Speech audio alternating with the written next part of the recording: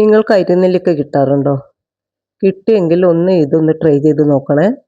നല്ല റേഷൻ അരി ചോറും ഈ ഒരു ചമ്മന്തി മാത്രം മതി. നമ്മളൊക്കെ ഇതിനെ ചതുരനെല്ലിക്ക എന്നാണ് പറയാറ്. ഇപ്പം കേൾക്കുന്നത് അരിനെല്ലിക്ക എന്നാണ്. എന്തായാലും സാരമില്ല, നെല്ലിക്ക ഒന്ന് തന്നെയല്ലേ. അങ്ങനെ നമ്മളെ മരത്തിൽ കുറച്ച് നെല്ലിക്ക ആയിട്ടുണ്ട്. കുറച്ച് വലുതായത് നോക്കി മാത്രം പറിച്ചു.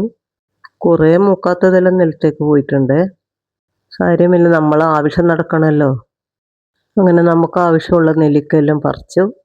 പിന്നീട് നമ്മളെ പറമ്പിൽ തന്നെ കുറച്ച് തൈ നട്ടിട്ടുണ്ട്, മുളകിൻ്റെ തൈ. അതിൽ നിന്ന് 2-3 പച്ചമുളകും പറിച്ചെടുത്ത്. പിന്നെ വേണ്ടത് തേങ്ങയല്ലേ.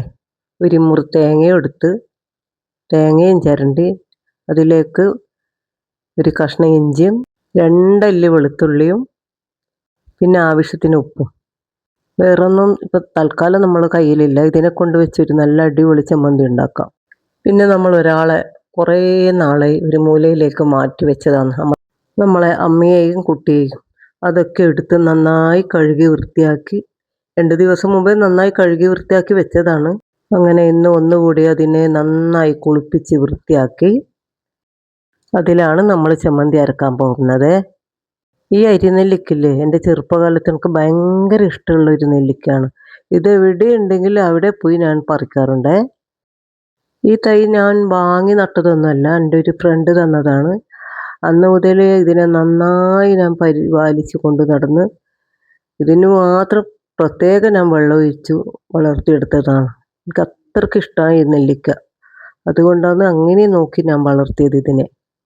അങ്ങനെ നമ്മൾ നെല്ലിക്ക അമ്മിയിലിട്ട് ചതച്ച് അതിൻ്റെ കുരുവൊക്കെ കളയുന്നുണ്ട്.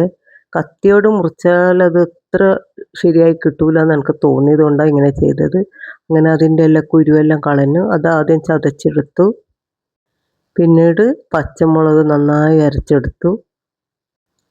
അതിനുശേഷം ഇഞ്ചിയും വെളുത്തുള്ളിയും കൂടി നന്നായി അരച്ചെടുത്തതിന് ശേഷമാണ് തേങ്ങയും കൂടി ഇട്ട് ഒന്നിച്ചിട്ട് അരച്ചത്. അങ്ങനെ ആകുമ്പോൾ നമുക്ക് കറക്റ്റ് വെള്ളമൊന്നും കൂടാണ്ട് നല്ല കട്ടിയായിട്ടുള്ള ചമ്മന്തി കിട്ടും. ഒട്ടും വെള്ളം ചേർക്കേണ്ടി വന്നിട്ടില്ല. ഇതിൽ തന്നെ കൂടുതൽ നന്നായി വെള്ളം ഉണ്ടല്ലോ. മല്ലിയില ഇല്ലാത്തൊരു കുറവുണ്ടായിരുന്നു, അതും കൂടി ഉണ്ടെങ്കിൽ അടിപൊളിയായിരുന്നു തന്നെ. അങ്ങനെ നമ്മളെ ചമ്മന്തി എല്ലാം അരച്ചെടുത്തു. നമ്മൾ കഞ്ഞിയാണ് ഉണ്ടാക്കിയത്. കഞ്ഞിയും ചമ്മന്തിയെല്ലാം കഴിച്ചു. ഈ ചൂടുകാലത്ത് ഇങ്ങനെയുള്ള ഭക്ഷണം തന്നെയായിരിക്കും നല്ലത്. ചോറൊന്നും കഴിക്കാനേ പറ്റുന്നില്ല. ഇപ്പം നമ്മൾ മാങ്ങയും വെളുമ്പിയും, വെളുമ്പി എന്ന് പറഞ്ഞാൽ നമ്മളെ ഇരുമ്പും പുളിനെയാണ് ഉദ്ദേശിച്ചത്. നമ്മളെ നാട്ടിൽ വെളുമ്പി എന്നാണ് പറയുക. വെളുമ്പിൻ്റെതും മാങ്ങേൻ്റെതും ചതുരനെല്ലിക്കൻ്റെ എല്ലാം ചമ്മന്തി ഉണ്ടാക്കി. ഇനി അടുത്ത ദിവസം മാസ് വെച്ചിട്ടുള്ള ഒരു ചമ്മന്തി ഉണ്ടാക്കണം എന്നുണ്ടായിരുന്നു. ഉണ്ടാക്കിയ ചമ്മന്തി എല്ലാം അടിപൊളി സൂപ്പറായിരുന്നു. ആ ഒരു ചമ്മന്തി തന്നെ ധാരാളമാണ് നമുക്ക് ചോറ് തിന്നാൻ. നിങ്ങളും നെല്ലിക്ക കിട്ടുമെങ്കിൽ ഇതൊന്ന് ട്രൈ ചെയ്ത് നോക്കിക്കോളൂ കേട്ടോ. പിന്നെ സ്കൂൾ തുറക്കാനെല്ലാം ഇങ്ങനെയെല്ലാം സൂക്ഷിച്ച് വെച്ചാൽ സ്കൂളിലേക്ക് കുട്ടികൾക്ക് ചോറ് കൊടുക്കുന്നെങ്കിൽ ഈ ഒരു ചമ്മന്തിയും ഒരു മുട്ട പൊരിച്ചതോ മതിയാകും. വേറെ കറിയൊന്നും വേണമെന്നില്ല. ഇത് നമ്മൾ കൂടുതൽ നെല്ലിക്ക കിട്ടുമെങ്കിൽ സൂക്ഷിക്കുന്നത് ഫ്രീസറിലാണ്. ഫ്രീസറിലാകുമ്പോൾ ഒന്നും കേടുവരാതെ നമുക്ക് കിട്ടാറുണ്ട്. ഒരു 6 മാസമെങ്കിലും അതുപോലെ തന്നെ ഉണ്ടാവും. ആവശ്യമുള്ളപ്പോൾ മാത്രം പുറത്തെടുത്ത് വെച്ച് അതിൻ്റെ ഐസ് പോയി കഴിഞ്ഞാൽ ഉപയോഗിച്ചാൽ മതിയേ.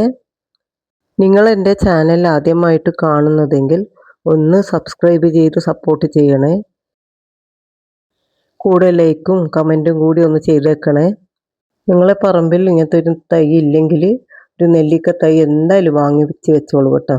കറിയൊന്നും ഇല്ലെങ്കിൽ പെട്ടെന്ന് നമുക്കൊരു ചമ്മന്തി ഉണ്ടാക്കണമെങ്കിൽ ഇങ്ങനെ ഒരു തൈയെല്ലാം വേണ്ടി വരും വീട്ടുവളപ്പിൽ. ഇന്നത്തെ വീഡിയോ എൻ്റെ ഇത്രയേ ഉള്ളൂ. മറ്റൊരു വീഡിയോയുമായി അടുത്ത ദിവസം വരുന്നത് വരെ ഇപ്പോൾ തൽക്കാലം ഞാൻ പോകുന്നുണ്ട്. Tata, bye bye.